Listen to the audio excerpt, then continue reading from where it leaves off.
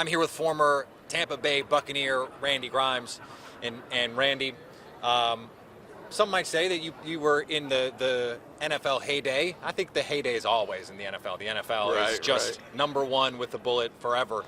But your journey post football is remarkable. Just tell me about what got you to where you became an author, and now you are an advocate for recovery and have started some work now on that. Well, it actually started as a member of the Tampa Bay Buccaneers. I was that guy who was willing to do whatever I had to stay out on the field. And, I was not going to get the reputation of always missing practice or being on the injury report or always being back in the training room being worked on by the doctors. I didn't want anybody else in my position, too. It's kind of that North Dallas 40 mentality where, you take the injections, you throw the pain pills down, you get out there and you play. And that was me. And I justified it. I wanted to be the best center to ever play the game. I wanted to be all pro. I wanted that next big contract. I wanted to feed my family, So those are ways that I justified what I looked at as just a necessary evil to being an NFL player. This must be part of the NFL. It's available. I'm getting it from team doctors. I'm getting it from team trainers. I'm getting it from teammates.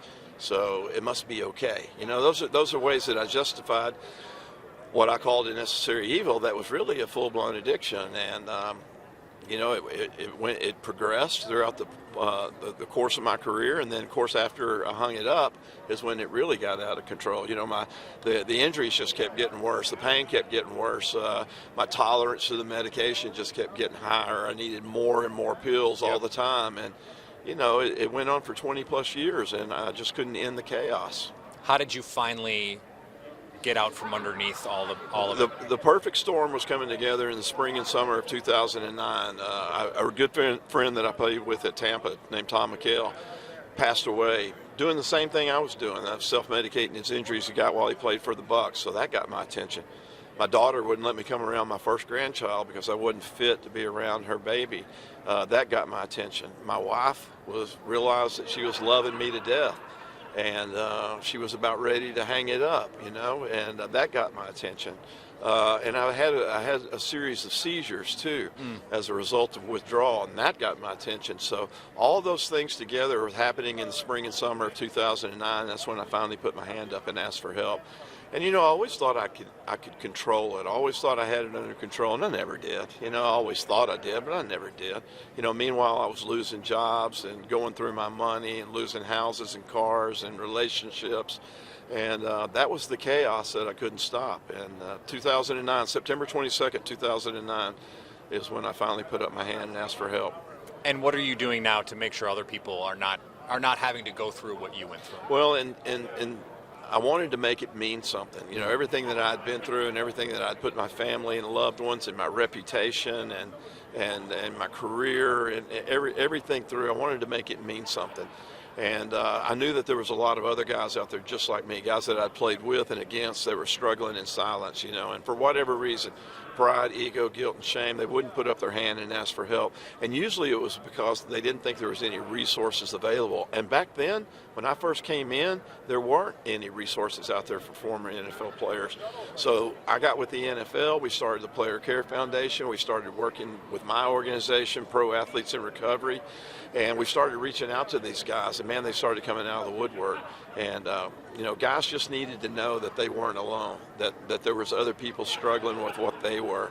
And it wasn't just substance abuse and chronic pain. It was, the trauma of not being an athlete anymore, that identity, loss of that identity. And I relate real well to that because it was in treatment, going through that process, that I finally grieved the death of Randy Grimes, a football player, and finally let that go and started to reinvent myself and who I was as a person without a uniform, and how many times since then have I dealt with that, whether it's an athlete or a veteran or a first responder or anybody transitioning out of a stage in their life.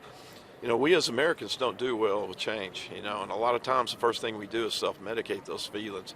So the message is today from me is that it's okay to not be okay, but you have to raise your hand and ask for help. What do you think the league and the NFLPA could be doing better to make sure that guys are comfortable to raise their hand and say, here's what I need, or I need help? from like an institutional standpoint? Well, and I think the NFL's already made great strides in the way they prescribe narcotics. They don't do it off-label like they used to.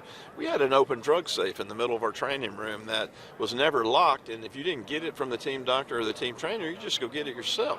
But that was the mentality back then. That was the culture.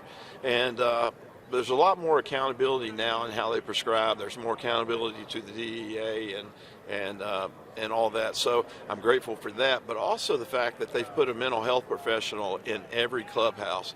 The only problem with that is that guys don't want to be seen knocking on that door. Guys don't want to be seen eating with that person in the lunchroom. So there's still some stigma that's associated with it, and a lot of that's pride and ego. But at least they're making an attempt, and those people are available. So it's up to the guys to engage if they're having issues. And we know it's evident the last few years that there are still a lot of guys that are active, that have some mental health issues. But I think it's easier to talk about it now than it's ever been. All right, last one. Why did Tampa ever go away from the orange creamsicle uniforms? I have no idea. It doesn't make any sense, does it? Those are the greatest uniforms ever. All the stuff I have from my days are creamsicle, and I love it. Buccaneer Bruce.